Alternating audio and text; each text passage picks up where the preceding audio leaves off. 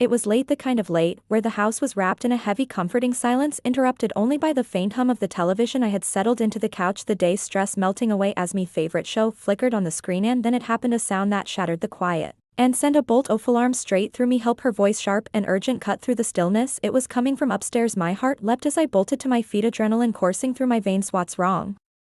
I called, my voice tinged with panic as I raced up the stairs, taking two at a time. In here, she shouted again, her voice muffled but insistent. The bathroom door was ajar, steam curling into the hallway like ghostly tendrils. I stopped short, unsure of what I was walking into. I spilled water everywhere, she said, frustration mingling with relief. Can you hand me a towel? The urgency dissolved into something more mundane, but my pulse didn't slow. I grabbed a towel from the linen closet and hesitated before stepping closer to the door. Are you okay? I asked, my hand hovering near the handle. Yeah. Just clumsy as usual, she replied with a light laugh, trying to ease the tension. Come and just toss it to me. The steam clouded the small bathroom, blurring the lines between the familiar and the unfamiliar. She stood there, her hands wringing out her wet hair, and for the briefest moment I was hyper-aware of the vulnerability in the room. I averted my gaze immediately, feeling like I'd crossed some invisible line. Even though nothing out of the ordinary had happened, I handed her the towel without a word, avoiding her eyes. Thanks, she said, her tone as casual as ever, but as I turned to leave I caught a glimpse in the mirror, a fleeting image that I couldn't unsee. Her hair clung to her face, droplets of water sliding down her cheek like tears. She looked at me in the reflection, and there was something in her eyes, a softness maybe, or just the way the light hit them, but it caught me off guard. I mumbled something incoherent and hurried out of the room, my face burning. Back in the safety of the living room, I tried to refocus on the show I'd been watching, but the moment played in me mind like a broken record. It wasn't what had happened, but how it made me feel, confused, unsettled, and strangely awake. I told myself I was overthinking it, was just an ordinary mishap, the kind of thing that happens every day in homes like ours, but the image lingered, her standing there, the steam curling around her, the way her voice softened when she thanked me. I couldn't shake it no matter how hard I tried. The rest of the night passed in a blur. I couldn't concentration, the television, or even the mundane scroll through my phone before bed. When I finally lay down staring at the dark ceiling, her voice echoed in my mind, come in, just toss it to me. Simple words, but they felt loaded with something I couldn't name. Sleep didn't come easily. When it did, it was restless, filled with fragmented dreams of doorways and mirrors, and voices calling out for help. I woke up before dawn, a knot of unease lodged firmly in my chest. What was wrong with me? It was just a moment, I repeated to myself over and over, but deep down I knew it wasn't. Something had shifted. Andy wasn't sure I could ever go back to the way things were before. The days after that night passed like a haze. I tried to convince myself that nothing had changed, but it felt like I was living in a house I no longer recognized. Everything seemed normal on the surface, morning routines, casual conversations over breakfast, and the comforting hum of life continuing as usual, but for me something was off, subtle, quiet, but impossible to ignore. I started noticing her in ways I never had before, and that realization made me uneasy. She would sit in the couch, legs tucked under her, scrolling on her phone with an absent-minded smile on her face, the kind-of smile that normally wouldn't mean anything, but now it caught my attention. It wasn't her fault, she hadn't changed. He was the one who was different, and I hated it. It started small, a glance that lingered too long, a moment of silence where there shouldn't have been one. I found myself avoiding her gaze, unsure of what she might see if she looked back at me. For too long. Did she notice the shift? Did she feel it too? The thought made me even more uncomfortable, and I began putting more effort into avoiding her altogether. But avoidance wasn't easy in her small house. The spaces we shared, the kitchen, the living room, the hallway, became battlegrounds of my own restraint. Passed by, her laughter ringing out from a phone call, or she'd ask me to help with something trivial like grabbing a jar from a high shelf, and I'd oblige, trying to appear normal even as my heart raced with the effort. One evening, as we sat at the dinner table with our parents, the tension in me felt unbearing.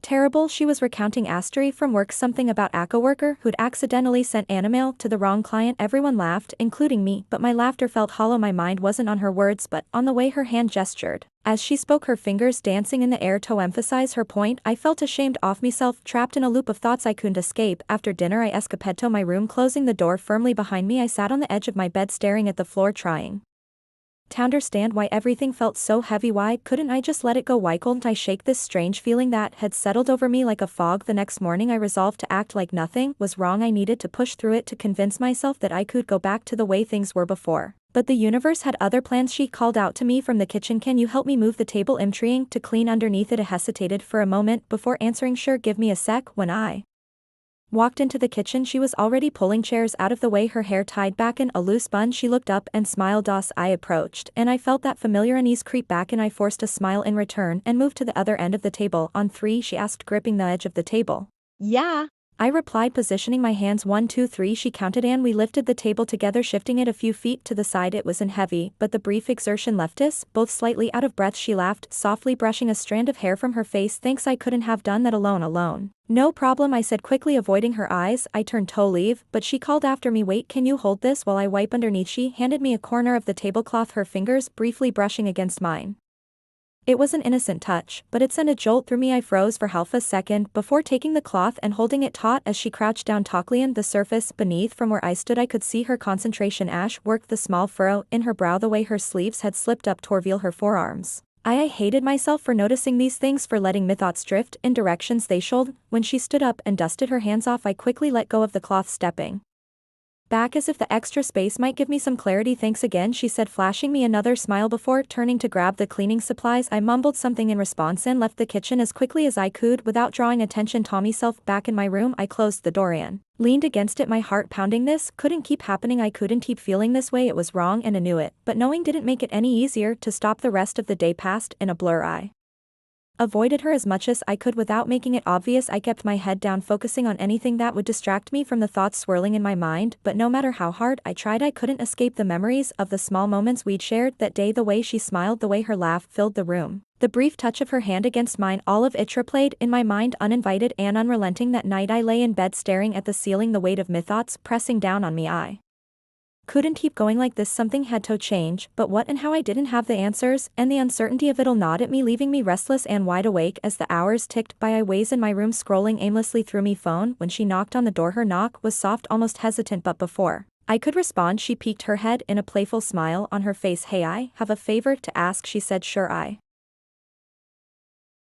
replied, setting my phone down. What is it? I am playing at a small event tonight, nothing fancy, just something for work. Can you come? It did mean a lot to me. I blinked, caught off guard. She'd never mentioned being part of any musical events before. You're playing? What do you mean? She shrugged, trying to downplay it. Just a little piano, it's not a big deal, but I'd like you to come if you want. Toy hesitated, unsure of how to respond. We'd never been the kind of siblings who attended each other's events or cheered each other on from the ID lines, but something in the way she asked made it impossible to refuse. Yeah.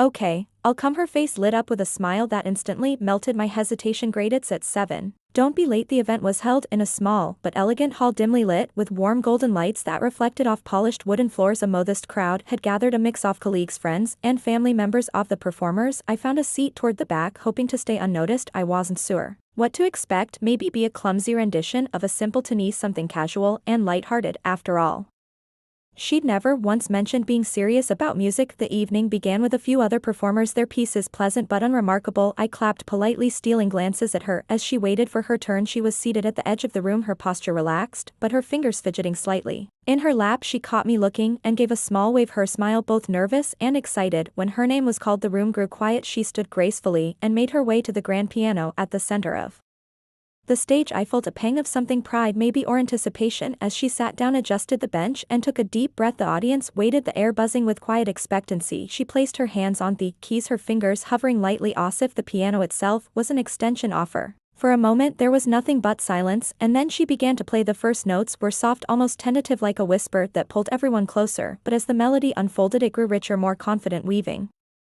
a tapestry of sound that seemed to fill every corner of the room. I sat frozen, my breath caught in my chest. This wasn't just music, it was alive. Every note seemed to carry an emotion, a story, something raw and deeply personal. Her hands moved with a fluid grace, her fingers dancing over the keys as if they had a life of their own. The melody shifted, now haunting and melancholic, now soaring with hope and light. It was mesmerizing, the kind of performance that made time feel irrelevant. I couldn't look away. It was as if the entire room had disappeared, leaving only her and the music. And then there was her expression. She wasn't just playing, she was pouring herself into the piece. Her eyes were half closed, her face a mixture of focus and emotion. It was like watching someone speak a language I didn't understand but could feel in my bones. The final notes lingered in the air, a delicate fading echo that left the room in stunned silence. For a moment no one moved, and then the applause erupted, a wave-off sound that broke the spell, but didn't diminish its power. She stood and gave a small humble bow, her cheeks flushed. Returned to her seat. I clapped until my hand stung, my heart still racing. I'd known her all my life, but in that moment she felt like a stranger with a depth and talent I'd never imagined. How had I missed this part of her? How could someone I thought I knew so well still surprise me like this? After the performance there was a small reception in the adjoining room, people mingled, chatting and complimenting The performers. I found her standing near the refreshments holding a glass of water and laughing with a colleague. When she saw me her face lit up and she walked over. Well, she asked, her voice light but with a hint of nervousness. What did you think? I struggled to find the right words. I didn't know you could do that. She laughed, a soft melodic sound that matched the music she just played. Dowhat, play the piano. No, I said, shaking my head. Not just play, make it come alive like that. It was incredible. Her smile softened, and for a moment she looked almost shy. Thank you, that means a lot. I wanted to say more, to tell her how deeply it had affected me, but the words wouldn't come. Instead, I just stood there, feeling both awestruck and a little envious. How could someone possess somic talent, so much beauty, and keep it in? The drive home was quiet. She seemed content, staring out the window with a small smile on her lips while I wrestled with a storm of emotions I didn't fully understand. Her music had done something to me, stirred something deep and unnameable. I felt inspired and overwhelmed, proud and intimidated, all at once. As we pulled into the driveway, she turned to me. Thanks for coming tonight, it really meant a lot. I nodded, my voice catching in my throat anytime I managed to say, but as we walked into the house I knew the night would stay with me. Her music had revealed something about her and maybe about myself that I couldn't ignore, and for better or worse I knew things between us would never be the same. The guitar case in my hand felt heavier than it should have, though that might have been the weight of my excitement I had been saving up for months, and today was the day I'd finally done it. I bought my first guitar, a sleek acoustic beauty with a polished mahogany body that gleamed under the store lights. Carrying it home felt like carrying a treasure, something that symbolized independence, creativity, and maybe even a fresh start. As I stepped into the house I could hear her humming softly from the living room. The melody was familiar, beautiful, placeable, the kind of tune she always seemed to carry effortlessly. I took a deep breath and adjusted my grip on the case. I wanted her to see this. I wanted her to know I was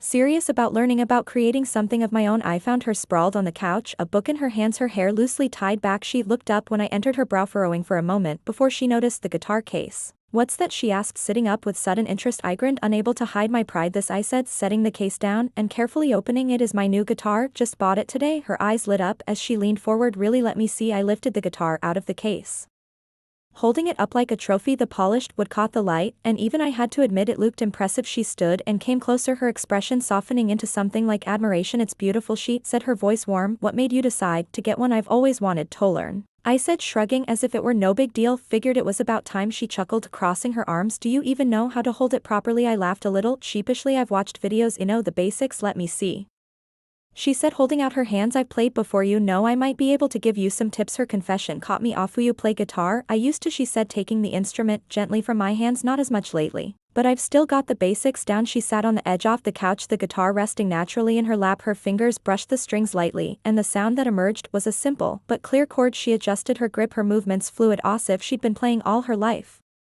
The sound of the strings filled the room, rich and resonant. You didn't tell me you could play, I said, sinking into the armchair opposite her. She glanced up, smiling faintly. You never asked. She began to play a slow and steady progression of chords that melted into a soft melody. It wasn't flashy or complicated, but it had a rhythm that was calming, almost hypnotic. Watching her, I felt a pang of something I couldn't quite name, admiration maybe, or envy. She looked so at ease, so natural with the guitar in her hands, like it was an extension of herself. When she finished, she set the guitar down carefully and looked at me. It's a good instrument, she said. You picked well, thanks, I said, trying to keep my voice steady. That sounded amazing. She shrugged, brushing a stray strand of hair behind her ear. It's just muscle memory. You get there too with practice. Can you teach me? The question slipped out before I could think better of it. Her expression softened. Sure, she said, I'd like that. Later that evening, we sat in the living room, the guitar balanced on my lap as she guided me through the basics. She showed me how to position my fingers, how to strum without hitting the strings too hard, how to find the right angle for my wrist. Don't press so hard, she said, her hand gently adjusting mine on the fretboard. You are not trying to strangle it, I laughed, relaxing my grip. Sorry, it's harder than it looks. You get the hang of it, she said, her voice encouraging. Just keep practicing. The more she taught, the more I realized how much she knew. She explained the theory behind chords, the importance of rhythm, and even a bit about the history of the instrument. It was clear she wasn't just someone who dabbled in music. She understood it deeply, in a way that made me feel both inspired and inadequate. As the evening wore on, I managed to play a few clumsy chords in a row. They didn't sound great, but she clapped anyway, her smile wide and genuine. See, you're already getting better. Barely, I said, shaking my head, but thanks for the encouragement. She stood and stretched, her movements graceful. I'm going to make some tea. Want some? Yeah, that be great, I said, setting the guitar back in its case. As she walked to the kitchen, I leaned back in my chair staring at the instrument. It felt like more than just a guitar. It was a bridge, a way to connect with her in a way I hadn't before. I didn't know if I'd a verb as good as she was, but for the first time in a long while I felt like I had something to strive for. When she returned with 2 steaming mugs, she handed me one and sat back down. So she said, tilting her head, what's the first song you want to learn? I smiled, feeling the warmth in my chest that wasn't just from the tea. Something simple, I said. I'll let you pick. She grinned. Careful, it might make you learn something embarrassing. Deal, I said, laughing for the first time in weeks. The tension I'd been carrying seemed to lift, replaced by something lighter. It wasn't just about the guitar, it was about her, and maybe, just maybe, I was starting to understand her in a way I never had before. The weeks that followed were some of the best we'd shared in a long time. The guitar lessons became a regular routine, a quiet ritual that brought us closer in ways I hadn't anticipated. We'd laugh at me mistakes, celebrate my small victories, and sometimes just sit in silence letting the music fill the spaces between us. But something lingered beneath the surface, a quiet tension. I couldn't quite name it. Wasn't uncomfortable, but it was there, a way to question something unsaid. I told myself it was nothing, that we'd simply grown closer, and that was all. But deep down I knew it was more complicated than that. One evening she came into my room, a hesitant look on her face. Can we talk, she asked. Of course, I said, setting the guitar aside. She sat on the edge of the bed, her hands clasped in her lap. For a moment she didn't say anything, and the silence was almost unbearable. Then she took a deep breath and looked at me. I've been offered a job, she said, in another city. It's a big opportunity, and I think I am going to take it. The words hit me like a punch to the gut. I hadn't expected this, hadn't even considered the possibility that she might leave. When I asked, my voice barely above a whisper, next month, she said, I wanted to tell you first. I nodded, trying to process the news. That's great. I mean, it's an amazing opportunity. It is, she said, but her smile was tinged with sadness. I didn't want to leave without saying how much these past few weeks have meant to me, teaching you, spending time together. It's reminded me how important you are to me. Her words brought a lump to my throat. Oh, you important to me too, I said, more than I can say. We sat in silence for a moment, the weight of what was coming settling over us. Then almost impulsively I picked up the guitar and handed it to her. Play something, I said one last time. She hesitated, then took the guitar and began to play. The melody was soft and haunting, filled with a bittersweet emotion that matched the moment perfectly. I closed my eyes, letting the music wash over mine, printing it in my memory. When she finished, she looked up at me, her eyes shining. Thank you, she said, for everything. No, I said, my voice breaking. Thank you. The night before she left, I found her sitting in the living room staring out the window. I joined her, and for a long time neither of us said a word. Finally she turned to me and smiled. You're going to do great things, she said. No, it's so are you, I replied. The next morning I stood on the porch as she drove away, the car disappearing down the street and taking a piece of me with it. I didn't cry, though I wanted to. Instead I went back inside, picked up the guitar and began to play. The next morning I stood on the porch as she drove away, the car disappearing down the street and taking a piece of me with it. I didn't cry, though I wanted to. Instead I went back inside, picked up the guitar and began to play.